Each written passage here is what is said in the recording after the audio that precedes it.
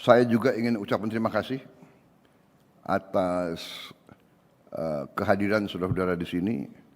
Waktu saya dilaporkan bahwa Kadin ingin datang, saya bilang ini sangat penting dan saya prioritaskan untuk menerima saudara-saudara.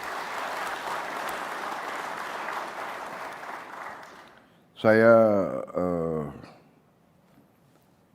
memandang bahwa usaha nation building, usaha pembangunan bangsa adalah satu proses yang sangat panjang. Maaf, saya tidak sebut Menteri Koperasi tadi. Oh, sorry.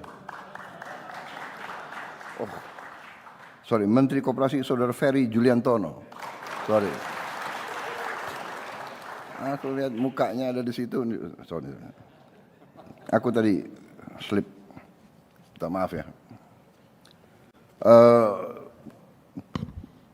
Masalah nation building, masalah pembangunan bangsa memang adalah proses yang sangat panjang, sangat berat. Dan dalam proses ini sejarah peradaban manusia mengajarkan kepada kita bahwa ekonomi tidak bisa dipisahkan dari politik, dari budaya,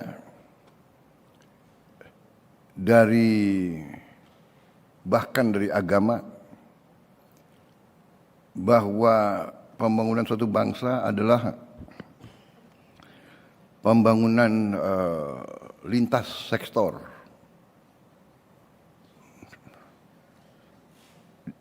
Karena itu nation building memerlukan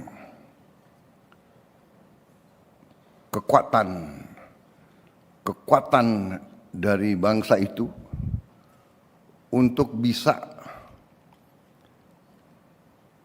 dikerahkan, untuk bisa dipersatukan, sehingga bangsa itu dapat memanfaatkan semua sumber daya yang ada di bangsa itu. Ini adalah masalah sejarah. Kita tinggal belajar dari sejarah. Ya. Dalam sejarah peradaban manusia kita bisa jelas lihat mana bangsa yang berhasil dan bangsa yang gagal.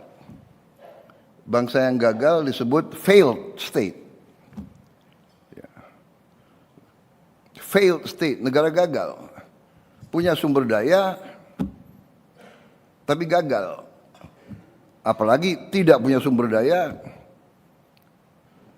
dan tidak punya kelebihan-kelebihan lain. Yang terutama yang kita belajar adalah memang perlunya suatu sinergitas antara elit. Perlunya ada kerjasama, kolaborasi. Semua bangsa yang berhasil, elitnya bisa kerjasama. Semua negara yang gagal, elitnya ribut. Apa yang kita maksud dengan elit? Elit adalah unsur pimpinan. Jadi elit bangsa adalah elit politik, elit ekonomi, elit intelektual, elit agama, elit budaya, elit seni,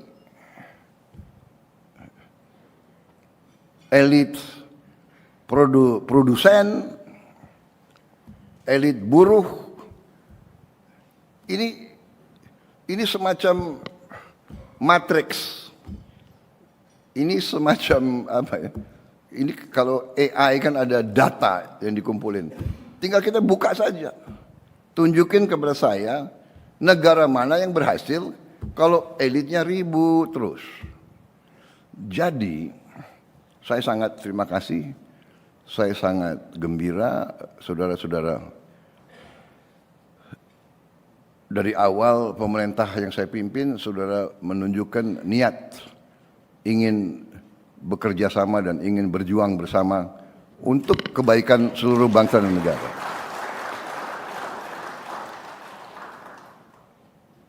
Pembangunan bangsa adalah usaha besar, di mana untuk awalnya memang, bukan awalnya, dasar sebetulnya adalah masalah yang paling krusial adalah masalah ekonomi. Masalah perut adalah ekonomi. Paling dasar, Anda sudah tahu kalau saya bicara udah berapa puluh tahun pasti saya bicara masalah pangan, masalah perut. Karena ini pelajaran ribuan tahun sejarah. Alhamdulillah kita sudah capai dalam waktu yang singkat ketahanan pangan, swasembada pangan. Di luar dugaan banyak orang, bahkan banyak yang tidak percaya sampai sekarang. Tapi alhamdulillah, ini adalah hasil real. Ini yang membuat kita percaya diri, confident. Apapun terjadi, kita yakin kita bisa jamin makan untuk bangsa Indonesia.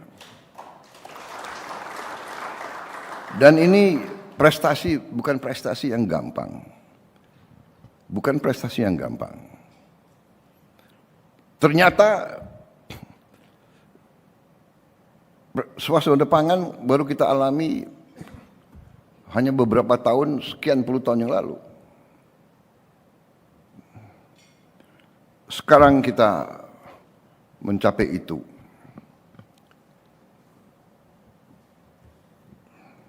Kita masih menghadapi yang waktu pertemuan pertama kita di awal pemerintahan saya, saudara datang ke saya pun saya sudah di mana-mana saya sudah warning, bahkan sebelumnya pun saya sudah warning, hati-hati.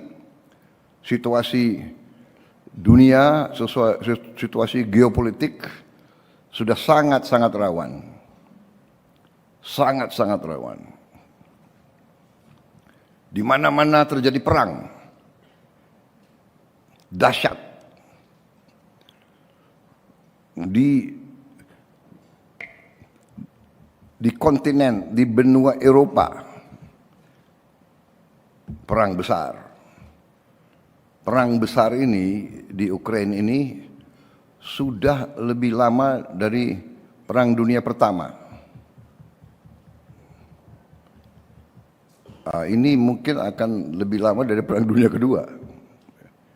Perang Dunia Kedua mulai September 1939. Habis itu 40, 41, 42, 43. Habis itu pertengahan Mei 45. Jadi 5 tahun. Atau 4 tahun setengah. Perang Ukraina mulai tahun 22, ya. 22, 23, 24, 25, sudah masuk 26. Mungkin perang Ukraina lebih lama dari perang dunia kedua juga. Jutaan sudah korban, dan kita baru mengerti bahwa perang di satu bagian dari bumi kita punya pengaruh kemana-mana. Kepada harga pangan, harga BBM dan sebagainya. Belum selesai perang Ukraina, situasi di Gaza, di Lebanon, di Timur Tengah meletus, lebih parah lagi. di Teluk, di Selat Hormuz, Iran, sampai sekarang belum selesai. Dan kemungkinan akan juga cukup lama. Bahkan bahaya perang nuklir tidak bisa kita remehkan, baik di Ukraina maupun di Timur Tengah. Kita pun yang kita tidak duga-duga, yang kita anggap ASEAN adalah zona perdamaian, terjadi perang. Di Myanmar berkecamuk perang saudara dengan belasan atau puluhan milisi-milisi bersenjata didukung oleh negara-negara lain. Sahabat-sahabat kita Thailand dan Kamboja juga pertempuran yang juga masih penuh dengan ketegangan. Kita terus berusaha untuk mendukung upaya-upaya perdamaian dan ketegangan-ketegangan di tempat lain. Kita bersyukur bahwa negara kita memiliki suatu warisan dari pendiri-pendiri bangsa kita. Warisan itu adalah politik luar negeri yang non-blok, non-aligned, yaitu kita tidak ingin bergabung dengan blok fakta militer apapun. Dan kita sadar, dan saya juga sudah kumandangkan dari awal saya dilantik, bahwa politik luar negeri Indonesia sekarang adalah ingin menjadi tetangga yang baik, the good neighbor. Our policy is the policy of the good neighbor. We want to be a good neighbor. Saya berusaha memperbaiki semua hubungan dengan semua tetangga kita. Saya berusaha untuk rekonsiliasi. Saya berusaha untuk memberi pendekatan. Ya, kita banyak, Asia Tenggara ini banyak bekas jajahan. Karena bekas jajahan, warisan pertikaian perbatasan dari zaman kolonial ratusan tahun seolah diwarisi oleh kita. Nah, ini yang kita ingin bereskan, ingin selesaikan dengan baik, dengan cara damai. Kadang-kadang tidak ringan, karena ada pihak-pihak yang ya istilahnya mungkin mau menang sendiri sepihak. Tapi tetap saya sadar bahwa Indonesia adalah negara yang paling besar. Karena itu kita juga harus lebih arif, kita harus lebih sabar, kita tidak boleh diprovokasi. Ya, jadi itu yang kita warisi, non-alignment. Sehingga saya kemana-mana saya tegaskan Indonesia, we are neutral. Kita hormati semua kekuatan. Kita baik sama Amerika Serikat. Tapi kita baik juga sama Tiongkok. Kita juga baik sama Rusia. Kita baik sama Jepang. Kita baik sama India. Kita baik sama Australia.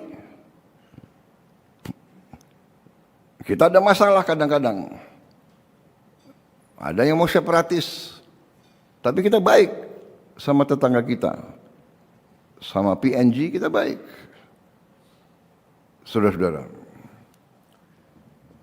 Ini yang juga membuat kita bisa diterima di mana-mana.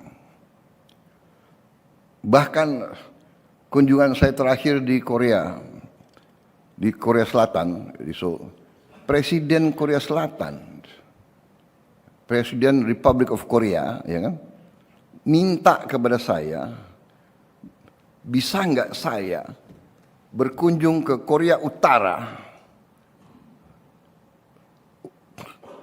untuk membuka semacam dialog. Oh, saya bilang, oh saya dengan hormat, dengan rela, kalau Yang Mulia minta saya untuk ke Korea Utara, saya akan berangkat. Demikian saudara-saudara, ya. Indonesia dianggap tidak punya kepentingan mau mencampur dalam urusan dalam negeri negara manapun. Itu yang kita pegang teguh. Itu kita pegang teguh. Di Myanmar pun kita pegang teguh itu. Kita bisa diterima oleh hampir semua pihak.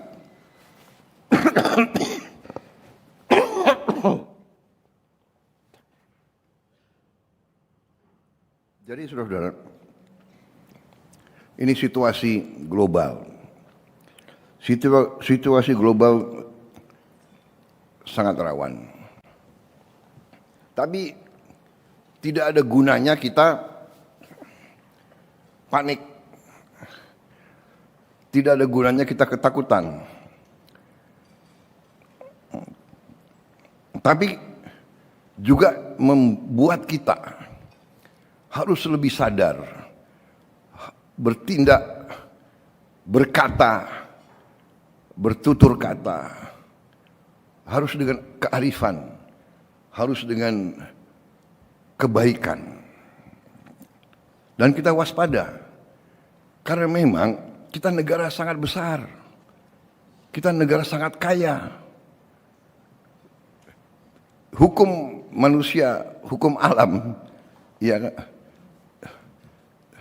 kekayaan menimbulkan iri. Kita selalu menjadi sasaran ratusan tahun. Selalu masalahnya itu komoditas. Kalau tahun 1500-an, 1600-an, itu rempah-rempah menjadi komoditas krusial, kritikal. Kenapa? Belum ada kulkas, belum ada refrigeration. Jadi kalau mau punya angkatan laut yang kuat, kapal mau berlayar 2 minggu, dia perlu rempah-rempah supaya makanan itu tidak busuk.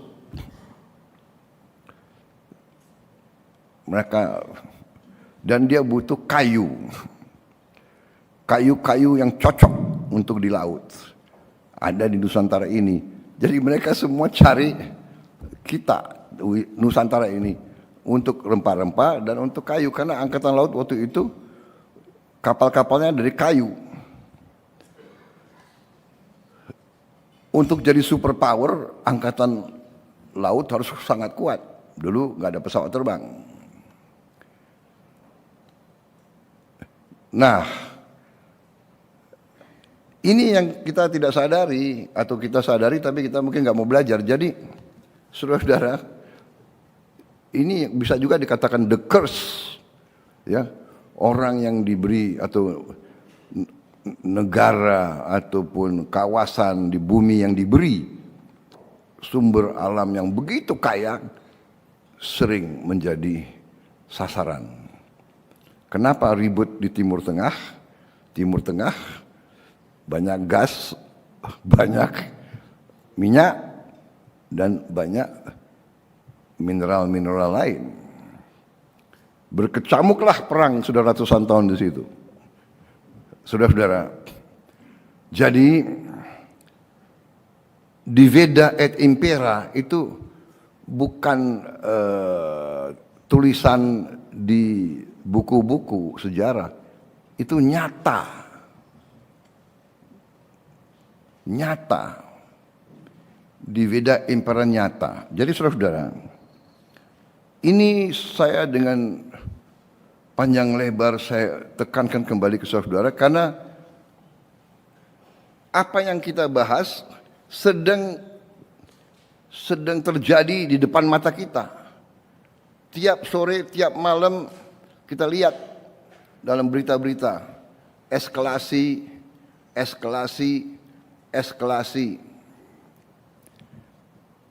dikatakan bahwa Iran sudah punya senjata nuklir.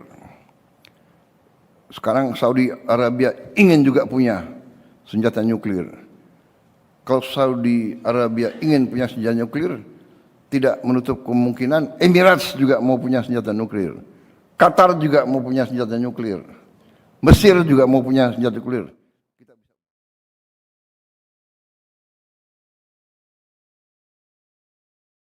Bangsa Indonesia harus berdiri di atas kaki kita sendiri.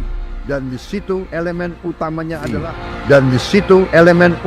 adalah swasembada pangan, swasembada energi, pangan dan energi harus kita mandiri.